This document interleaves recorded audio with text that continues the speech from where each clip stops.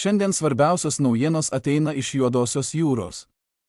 Juodoji jūra, anksčiau tvirtai priklausiusi Rusijos įtakos zonai, tapo ginčytina arena, kurioje nebrangus Ukrainos jūrų dronai nuolat ieško silpnų vietų Maskvos laivyne ir pakrantės gynyboje aplink okupuotą Krymą.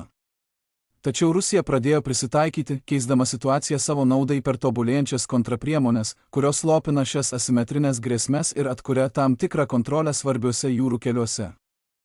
Per pastaruosius kelis mėnesius Rusijos gynyba nuo Ukrainos jūrų dronų akivaizdžiai pagerėjo, ką rodo mažėjantis sėkmingų smūgių skaičius Juodojoje jūroje. Atviro šaltinio duomenys apie Ukrainos bepiločių paviršinių laivų operacijas rodo, kad nuo 2023 metų spalio iki 2024 metų sausio Ukraina surengė apie 40 iki 45 jūrų dronų atakas, iš kurių patvirtintai pataikė maždaug 10 iki 12 kartų. Tuo tarpu nuo 2024 metų gegužės iki rugsėjo užfiksuota daugiau nei 30 bandymų smogti, tačiau tik 2 ar 3 atvejais buvo patvirtinta žala Rusijos laivams ar uosto infrastruktūrai. Būtent Krymo teatre kelios koordinuotos atakų bangos baigėsi be jokių nuostolių, kas ryškiai kontrastuoja su ankstesniais incidentais, kai pavieniai dronai išjungdavo ar paskandindavo vertingus laivus. Rusijos šaltiniai nuolat teigia, kad perimama daugiau nei 80% dronų, o tai rodo, kad Ukrainos smūgių efektyvumas sumažėjo nuo dviženklio iki žemo vienženklio procento. Pastaruoju metu Rusijos pajėgos pradėjo naudoti Lancet klajojančiąją amuniciją kaip aktyvią perėmimo priemonę prieš Ukrainos jūrų dronus, veikiančius netoli Krymo.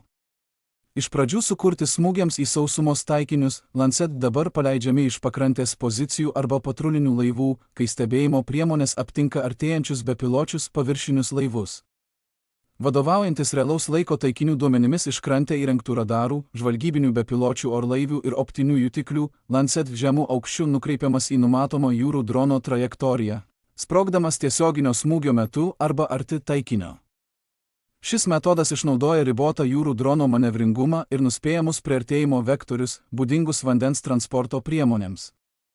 Vietoj to, kad būtų pasikliaujama tik lengvųjų ginklų ugnimi ar statinėmis užtvaromis, kurios apsaugo tik nuo paskutinės ukrainiečių atakos fazės, Lancet suteikia galimybę perimti taikinius iš toli, leidžiant Rusijos pajėgoms sunaikinti jūrų dronus gerokai anksčiau, nei jie pasiekia laivus ar uosto infrastruktūrą.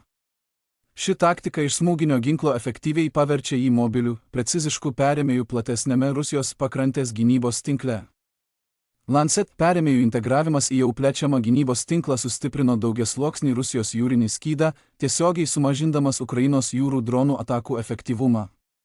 Dabar jūrų dronai susiduria su pakrantės radarų, oro žvalgybos, elektroninės kovos, lengvųjų ginklų ugnies ir galiausiai oro perėmėjų aptikimu, todėl daugelis atakų būna numalšintos dar gerokai prieš pasiekiant taikinius. Toks gynybos gilumas sumažina Ukrainos sėkmės galimybės, padidina kiekvienos atakos kainą ir sumažina sėkmės tikimybę. Dėl to Rusijos laivai pamažu pradėjo veikti laisviau netoli Krymo, o uostų veikla stabilizavosi po kelių mėnesių trikdžių. Nors grėsmė visiškai neišnyko, per pastaruosius 6 mėnesius užfiksuoti 2 sėkmingi Ukrainos jūrų dronų smūgiai, šios priemonės laikinai pakeitė jūrinę pusiausvyrą, leidusios Rusijai atremti efektyviausią Ukrainos asimetrinį jūrinį ginklą ir iš dalies atgauti kontrolę ginčijamose pakrantės vandenyse.